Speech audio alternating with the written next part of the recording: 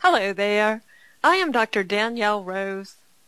I feel that Mike's analysis of the breath and use of multiple techniques and exercises to shift patients and clients into a better pattern and give them the feedback to feel that pattern is exponentially helpful to their overall health.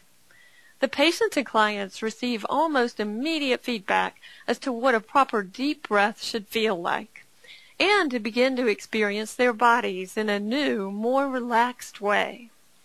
When they do the breathing work long enough to be able to recognize when they fall back into poor patterns, then they can make good forward progress on their healing journey.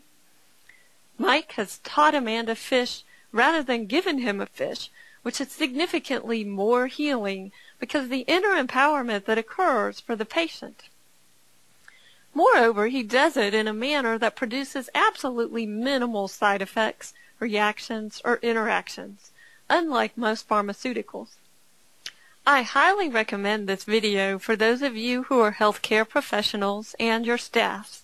As practitioners, you are already in the habit of taking the patient's respiratory rates with vitals assessments, and this video will enable you to improve your skills in many ways. Knowing the basics of optimal breathing development will enable you to quickly assess and improve your patient's breathing and thus well-being, which will ultimately build trust in and compliance with your recommendations for their care. I myself had begun using some yoga breathing instruction in my practice for those whose breathing was out of balance. I had long been bothered by the significant variation in patients' abilities to take a deep breath on exam, but was always taught that it was due to individual variation. Hindsight being 20/20, I now know their breathing mechanics were out of balance and needed some coaching to be put right. Mike's instruction has expanded my understanding so much more deeply, also giving me greater empowerment as a physician.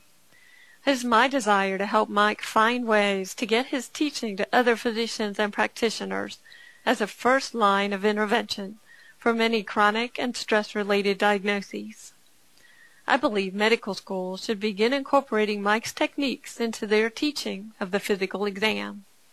Other allied health programs, particularly those in nursing, speech, physical, respiratory, and occupational therapies, would do well to include studies and practice of Mike's work.